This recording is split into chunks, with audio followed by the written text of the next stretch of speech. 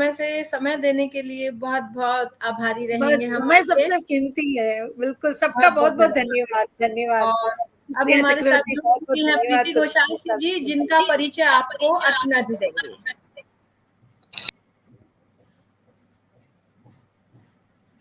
स्वागत है प्रीति जी। नमस्ते अर्चना जी, बहुत बहुत आभार।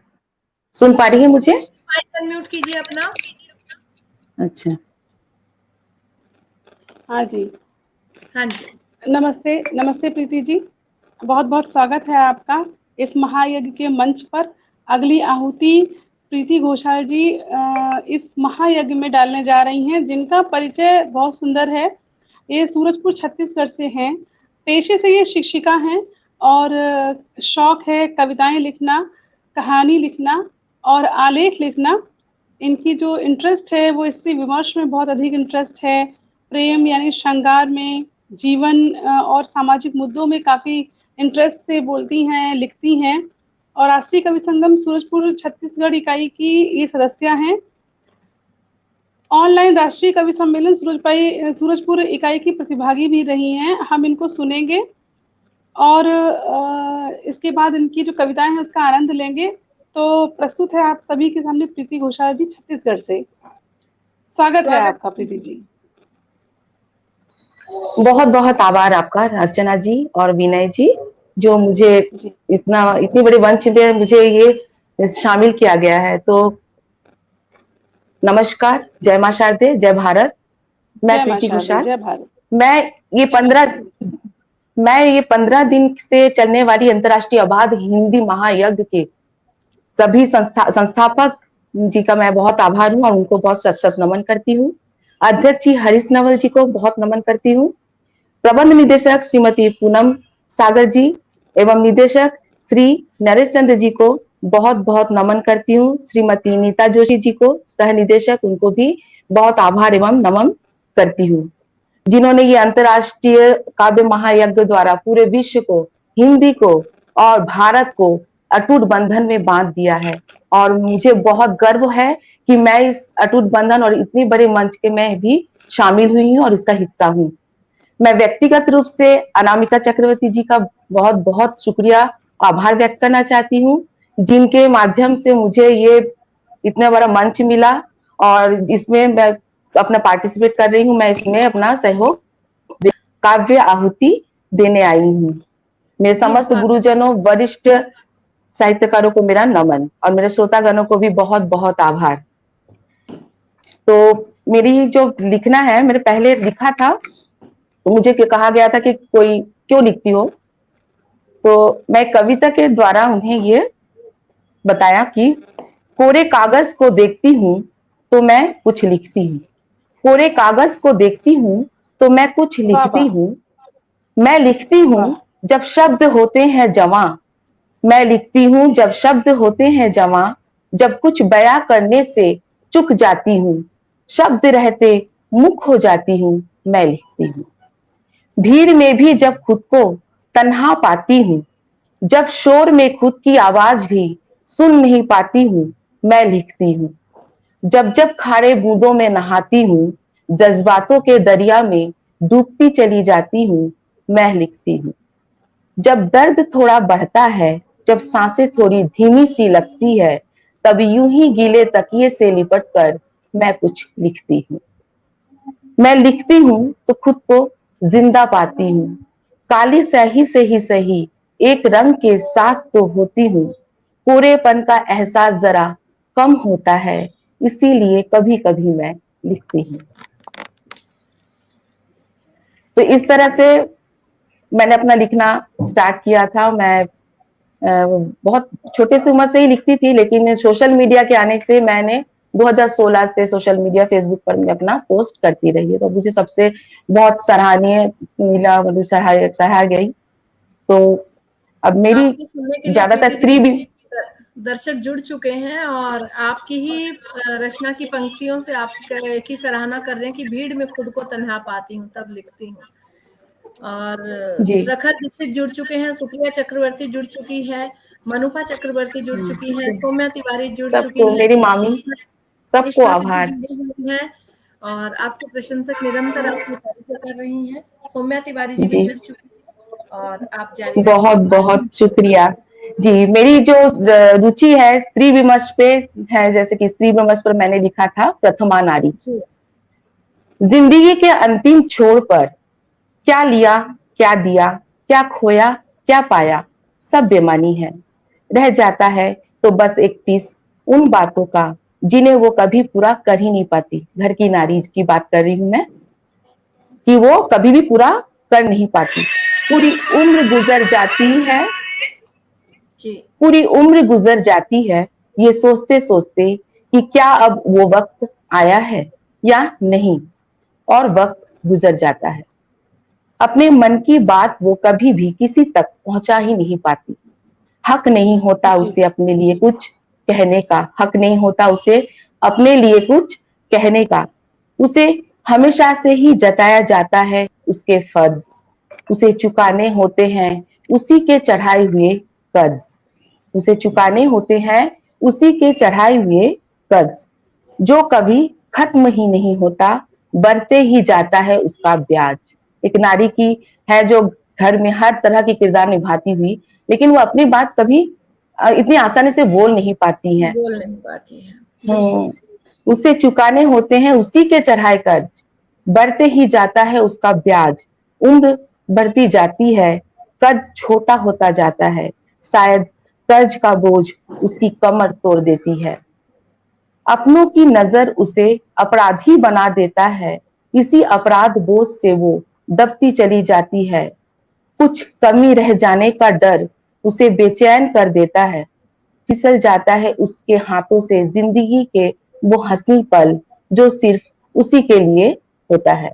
वो पल जो शायद कभी आता ही नहीं, और वो इस वहम में जीती है अपनी पूरी जिंदगी। वो होती तो है सबके लिए पर किसी की नहीं होती। अपना बताते हैं पर अपनाता कोई नहीं, और वो सबको अपना लेती है। हिचकिचाती है वो अपने जख्म दिखाने से, और सबके जख्मों का मरहम बन जाती है। छुपाना खूब आता है अपने जरूरतों को, और सबके जरूरतों को पूरा करने में लग जाती है। रिश्ते निभाना तो कोई इनसे सीखे, पर रिश्तों में गिनी नहीं जाती है। रिश्ते निभाना तो कोई इनसे सीखे, पर रिश्तों में गिनी नहीं जाती है। सौंप देती है वो अपनी पूरी जिंदगी इसी मर्यादा के दायरे में।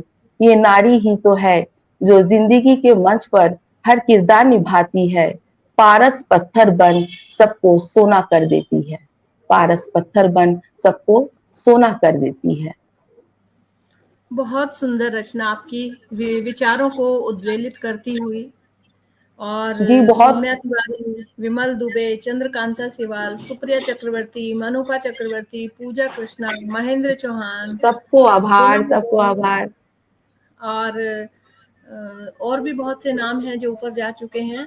शशि सिंह, प्रियंका जांगीर, नीलू मेहरा जी। मैं अपने सभी दर्शकों का हार्दिक अभिनंदन और स्वागत करती हूँ।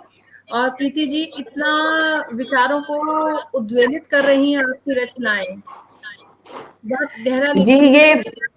कहना जी चाहूंगी ये कि ब्रेन आप लगती हैं, देख भी बहुत सुंदर रही है। थैंक यू, बहुत शुक्रिया। जी। अब ये तो नारी पर था, थोड़ा सा मन थोड़ा सा शांत हो जाता है सब सुन के। सच में ये वाकया होती है, किसी किसी के साथ होती है ये बात वाकया। मैं अब कुछ श्रृंगार रस पे सुनाऊंगी, जी स्वागत जो है। जिसका शीर्षक है कुछ पल। जी।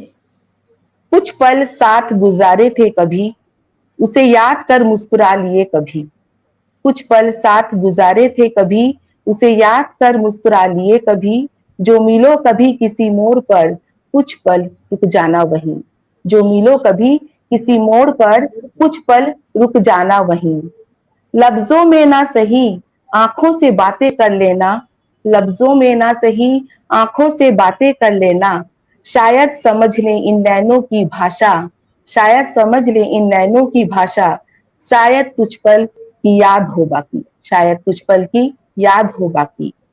रहने दो बीते पलों को, छुपा लेना किसी पुराने किताब के पन्नों में। रहने दो बीते पलों को, छुपा लेना किसी पुराने किताब के पन्नों के बीच, सूखे गुलाब को दबा लेना, सूखे गुलाब को दबा लेना।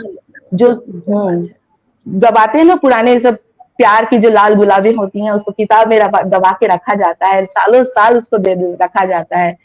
और लेकिन वो अपनी खुशबू, बोलते हैं कि जो गुलाब रखा जाता है वो मुरझा तो जाता है, लेकिन अपनी खुशबू उस किताब को दे जाता है। तो जो सूख कर भी अपनी खुशबू इस किताब को दे जाती है, यही है फना होने का हुनर, खुद को मिटा कर भी औरों को आबाद कर जाती है। मिलना मुझे तुम उस राह पर कभी, जिस राह से गुजरे थे मजनू और रांझा कभी। मिलना मुझे तुम उस राह पर कभी, जिस राह से गुजरे थे मजनू और रांझा कभी। आज भी शायद वहां के धूल में वो जज्बात हो बाकी, आज भी शायद वहां के धूल में वो जज्बात हो बाकी। कुछ पल ठहर जाना वहीं, कुछ पल ठहर जाना वहीं। मैं मिलूंगी तुम्हें वहीं किसी मील के पत्थर पर बैठी, मैं मिलूंगी तुम्हें वहीं किसी मील के पत्थर पर बैठी। आवाज देना मुझे कुछ पल के लिए ही सही, मैं भी ठहर जाऊंगी कुछ पल वहीं। आवाज देना मुझे कुछ पल के लिए ही सही, मैं भी ठहर जाऊंगी कुछ पल वहीं। बहुत बहुत खूबसूरत। इस तरह से ये अच्छा लग रहा है आप लोगों को, तो मैं बहुत बहुत आभार हूँ। पता नहीं, मुझे इतनी साहित्य की ज्ञान नहीं है, लेकिन जो भावना से मैं फील करती हूँ, जो भावना मुझे बताती है मैं वही लिख लेती हूँ। कविता तो भावों का ही संप्रेषण है। जी, साहित्य की जो भाषा होती है या कोई जो स्क्रिप्ट होती है वो मुझे उतनी अच्छी तरह से नहीं आती है, लेकिन मैं जितना आता है मैं उतना ही इसमें सामान्य तौर पर ही लिखती हूँ।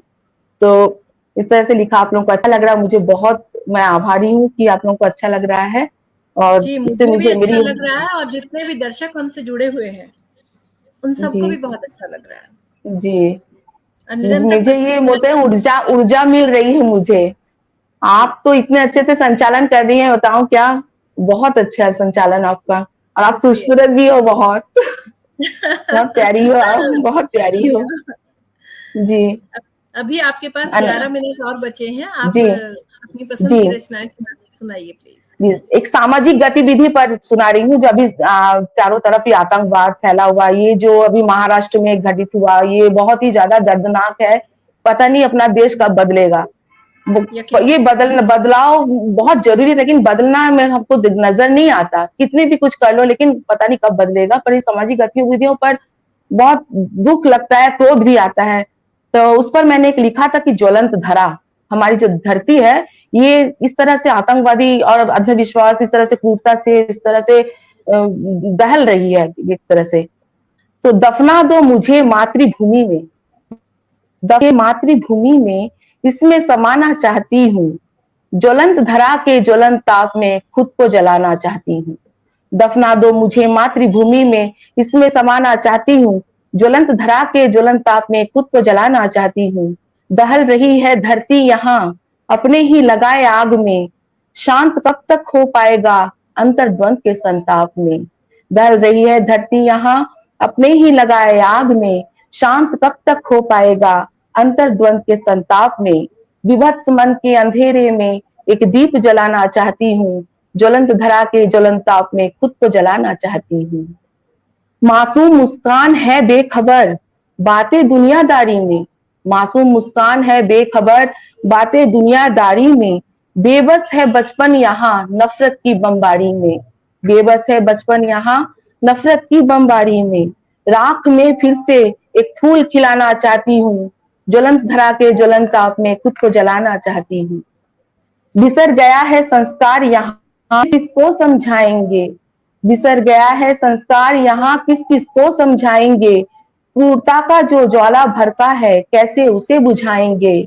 एक एक के हृदय में अब जोत जलाना चाहती हूँ। ज्वलंत धरा के ज्वलंत ताप में खुद को जलाना चाहती हूँ। धोखाधड़ी अंधविश्वास और भ्रष्टाचार का जंजाल है, इतर बितर यहाँ जिंदगी दहशत भरा काल है।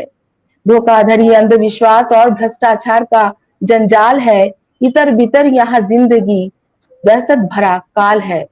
शिथिल पड़े तन में अब उम्मीद जगाना चाहती हूँ। ज्वलन धरा के ज्वलन ताप में खुद को जलाना चाहती हूँ। छूट रहा है माँ का दामन, सूना पड़ा है हर आंगन, उजड़ गया है महका चमन, संस्कृति का हो रहा है दमन। छूट रहा है माँ का दामन, सूना पड़ा है हर चमन, उजड़ गया है महका चमन, संस्कृति का हो रहा दमन। ऐसे उजड़े आंगन में तुलसी लगाना चाहती हूँ, ज्वलन धरा के ज्वलन ताप में खुद को जलाना चाहती हूँ। बहुत सुंदर, बहुत सुंदर। बहुत बहुत एक आभार। प्रतिक्रिया से मैं आपको अवगत कराना चाहूंगी कि सोना लाहिरी जी कह रही हैं कि प्रेम का अर्थ प्रेम ना होकर त्याग है। ये भावना इस कविता से जागृत हो रही है और बहुत अच्छा लगा सुनकर, ये मन में प्रसन्न हो गया। मेरी छोटी बहन है और मैं बहुत बहुत आभार हूँ। हाँ, वो भी हिंदी की टीचर है तो उसकी साहित्यिक भाषा बहुत अच्छी है, तो मैं बहुत आभार व्यक्त करती हूँ। अनामिका मामी मेरी मामी है और मैं बहुत बहुत आभार हूँ। आप मामी ही सब मतलब है, इनके कारण ही मैं आज इस मंच पे, इतने बड़े मंच पर मुझे सौभाग्य प्राप्त हुआ है। मैं उनको बहुत बहुत धन्यवाद करती हूँ। और शुक्रिया अनामिका कि आप जुड़ी हुई हैं, सुन रही हैं, आपको संचालन भी अच्छा लग रहा है। और जय हिंदी जय भारत, यस, ये हिंदी की गरिमा के लिए ही आयोजन किया जा रहा है। वैसे हिंदी स्वयं में इतनी सशक्त है कि उसे किसी सहारे की जरूरत नहीं है, लेकिन हम अपनी हिंदी से इतना प्यार करते हैं कि उसी के उपलक्ष्य में हम ये आबाद काव्य पाठ आयोजित किया गया। गर्व है हमें, हम हिंदुस्तान के निवासी है और हिंदी बोलते, हिंदी भाषी हैं। इससे ज्यादा बड़ा गर्व की बात कुछ नहीं है, इससे बहुत ज्यादा बड़ी गर्व की बात है। और मैंने एक अगली रविंद्रनाथ जी की चारुलता पर, चारू की जो किरदार थी उस पर है। अगर चारुलता किसी ने पढ़ा होगा, सुना होगा तो उसको जानती होंगी कि उसने किस तरह से अपनी मर्यादा लांघकर, है ना, प्रेम किया, अपने देवर से प्रेम कर रही थी। तो ये बहुत लोगों के अंदर भी होती है। जी, तुम्हें कहा था चारू ना लांघना, तुम्हें कहा था चारू चौखट ना लांघना, पर तुम नहीं मानी, पांव बढ़ाने से पहले सोचा भी नहीं। तुम अब ना आना लौट कर, तुम अब ना आना लौट कर, मर्यादा के सीमा रेखा में तुम फिर बंधी जाओगी। तुम ना आना लौट कर, मर्यादा के सीमा रेखा में तुम फिर बंधी जाओगी। देखा है तुम्हें तड़पते फड़फड़ाते अकेले, सजी धजी जेवरों से लदी सोने के पिंजरे में जर्जर होते।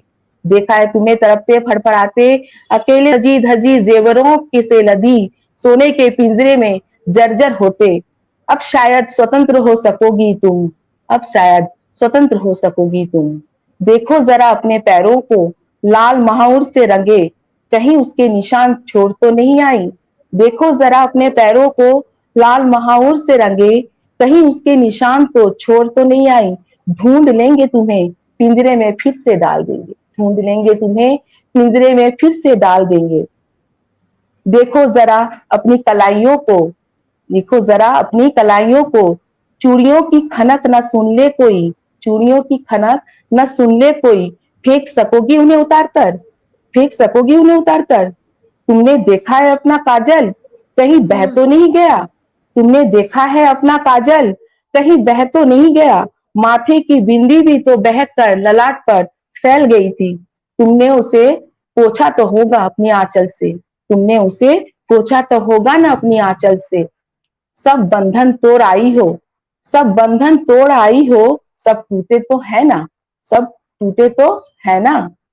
पाप किया है तुमने जो सोचा अपने लिए, तुम्हें कोई हक नहीं अपने लिए सोचने का, अपने लिए जीने का। घुटते रहना ही तुम्हारा प्रायश्चित है शायद, घुटते रहना ही तुम्हारा प्रायश्चित है शायद। दुनिया तुम्हें पिंजरे में ही देखना चाहती है, नहीं समझेंगे तुम्हारी व्यथा। तुम यूं ही अपनी सीमा रेखा में रहना, तुम यूं ही अपनी सीमा रेखा में रहना। सावधान कुछ न कहना, सहता तुम्हें पड़ेगा सहना।